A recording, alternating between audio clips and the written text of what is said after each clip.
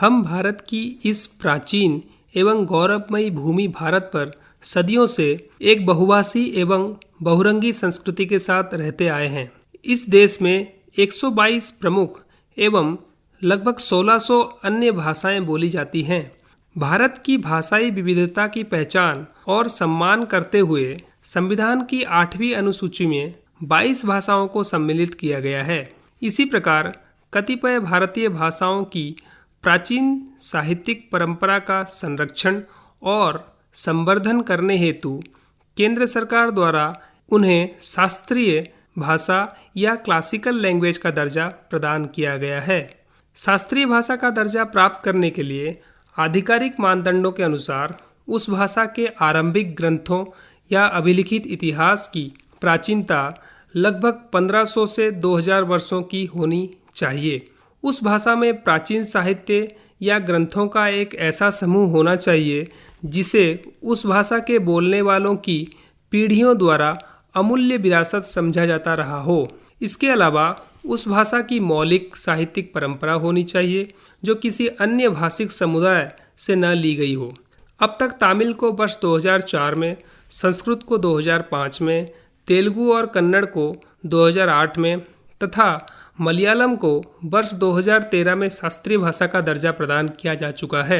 इसी क्रम में ओडिया भाषा अब छठी ऐसी भाषा बन गई है जिसे शास्त्रीय भाषा का दर्जा प्राप्त है। 20 फरवरी 2014 को केंद्रीय मंत्रिमंडल ने ओडिया भाषा को शास्त्रीय भाषा के तौर पर वर्गीकृत करने की स्वीकृति प्रदान कर दी है। केंद्र सरकार शास्त्रीय भाषाओं के लिए ये लाभ प्रदान करती है। संबंधित भाषा में प्रतिष्ठित विद्वानों के लिए प्रतिवर्ष 2 अंतर्राष्ट्रीय सम्मान प्रदान किए जाते हैं। शास्त्रीय भाषा में अध्ययन के लिए उत्कृष्टता केंद्र अर्थात सेंटर ऑफ एक्सीलेंस स्थापित किया जा सकता है। विश्वविद्यालय अनुदान आयोग से आग्रह किया जा सकता है कि शुरुआत के तौर पर कम से कम केंद्रीय विश्वविद्यालयों में संबंधित भाषा में विशेषज्ञता प्राप्त प्रतिष्ठित विद्वानों हेतु पेशेवर पीठों या प्रोफेशनल चेयर्स की स्थापना की जाए। अब मैं भारत की शास्त्रीय भाषाओं का संक्षिप्त परिचय प्रदान करना चाहूँगा। इस क्रम में तमिल भाषा सबसे पहले आती है। बहुत से विद्वानों की राय है कि तमिल शब्द संस्कृत शब्द द्रविड़ से निकला है। मनु संहिता, महाभारत आदि प्राचीन ग्रंथों में द्रविड़ देश और द्रविड़ जाति का उल्लेख है। मागधी प्राकृतया पाली में इसे द्रविड़ शब्द का रूप दामिलो हो गया है। तमिल वर्णमाला में त, श, द आदि के एक ही उच्चारण के कारण दामिलो को तामिलो या तामिल कह दिया गया है। शंकराचार्य के शारीरक भाष्य में द्रमिल शब्द आया है। हुएनसांग नामक चीनी यात्री ने भी द्रविड़ देश को ची मो लो करके लिखा है। तमिल भाषा एक द्रविड़ भाषा है जिसके विश्व भर में 5 करोड़ से अधिक बोलने वालों में से लगभग 90% भारत में रहते हैं और तमिलनाडु राज्य में केंद्रित 83% हैं। यह भारत की 5वीं सबसे बड़ी भाषा है जो देश की लगभग 7% आबादी का प्रतिनिधित्व करती है। मूल रूप से करीब 34 लाख तमिल भाषाभाषी लोग श्रीलंका में, 3 लाख सिंगापुर में और 2 लाख मलेशिया में रहते हैं। अब बात करते हैं संस्कृत भाषा की। संस्कृत विश्व की सबसे प्राचीन भाषा है तथा समस्त भारतीय भाषाओं की जननी है। संस्कृत शब्द का शाब्दिक अर्थ है परिपूर्ण भाषा। संस्कृत पूर्णतया वैज्ञानिक तथा सक्षम भाषा है। संस्कृत भाषा के व्याकरण में विश्व भर के भाषा विशेषज्ञों का ध्यान आकर्षित किया है। संस्कृत भारत की एक शास्त्रीय भाषा है। इसे देववाणी अर्थात सुर भारती भी कहा जाता है। यह दुनिया की सबसे पुरानी उल्लिखित भाषाओं में से एक है।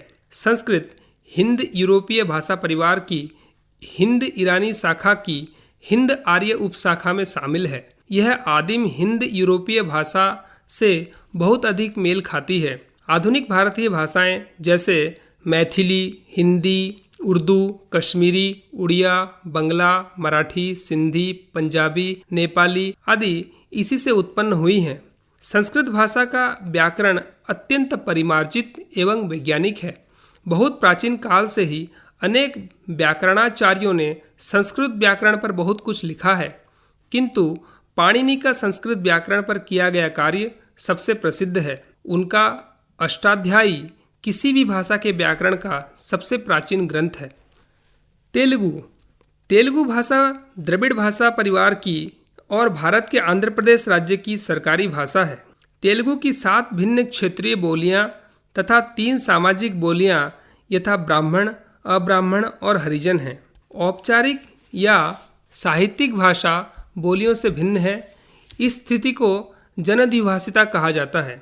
अन्य द्रविड़ भाषाओं की भांति तेलुगु में कई मूर्धन्य व्यंजन हैं। उदाहरण के लिए त, द और न तालु पर मुड़ी हुई जिह्वा के शीर्ष के स्पर्श से उच्चारित होते हैं और इसमें प्रत्ययों के माध्यम से कारक, वचन, पुरुष तथा काल जैसे व्याकरण के वर्गीकरणों को दिखाया जाता है।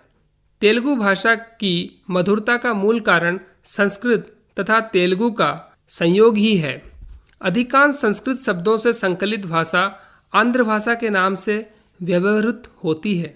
तेलुगु देशीय शब्दों का प्राचुर्य जिस भाषा में है वह तेलुगु भाषा के नाम से प्रख्यात है। तेलुगु भाषा के विकास के संबंध में विद्वानों के 2 मत हैं। डॉक्टर चिलकुरी नारायण राव के मतानुसार तेलुगु भाषा द्रविड़ परिवार की नहीं है किंतु प्राकृतजन्य है और उसका संबंध विशेषतः पैसाची भाषा से है। इसके विपरीत बिशप कार्डवेल और कोराड रामकृष्णय आदि विद्वानों के मत से तेलुगु भाषा का संबंध द्रविड़ परिवार से ही है। अब हम बात करते हैं कन्नड़ भाषा की। कन्नड़ भारत के कर्नाटक राज्य में बोले जाने वाली भाषा है और कर्नाटक की राजभाषा है। यह भारत के सबसे अधिक प्रयोग की जाने वाली भाषाओं में से एक है। 4.5 करोड़ लोग कन्नड़ भाषा का प्रयोग करते हैं। यह भाषा एनकार्टा के अनुसार विश्व की सर्वाधिक बोले जाने वाली 30 भाषाओं की सूची में 27वें स्थान पर आती है। यह द्रविड़ भाषा परिवार से संबंधित है और इसमें संस्कृत के भी बहुत से शब्द हैं। कन्नड़ भाषा कुछ 2500 साल से उपयोग में है। कन्नड़ लिपि कुछ 1900 साल से उपयोग में है। कन्नड़ अन्य द्रविड़ भाषाओं की तरह ही है। तेलुगु, तमिल और मलयालम इस भाषा से मिलती जुलती है। संस्कृत भाषा से बहुत प्रभावित हुई यह भाषा संस्कृत में से बहुत सारे शब्द वही अर्थ से उपयोग कर रही है। कन्नड़ भारत के संविधान की 8वीं अनुसूची में सम्मिलित 22 प्रमुख भाषाओं में से एक है। द्रविड़ भाषा परिवार की भाषाएं पंच द्रविड़ भाषाएं कहलाती हैं। किसी समय इन पंच द्रविड़ भाषाओं में कन्नड़, तमिल, तेलुगु, गुजराती तथा मराठी भाषाएं सम्मिलित थी, किंतु आजकल पंच द्रविड़ भाषाओं के अंतर्गत कन्नड़, तमिल, तेलुगु, मलयालम और तुलु मानी जाती है। वस्तुतः तुलु कन्नड़ की ही एक पुष्ट बोली है जो दक्षिण कन्नड़ में बोली जाती है।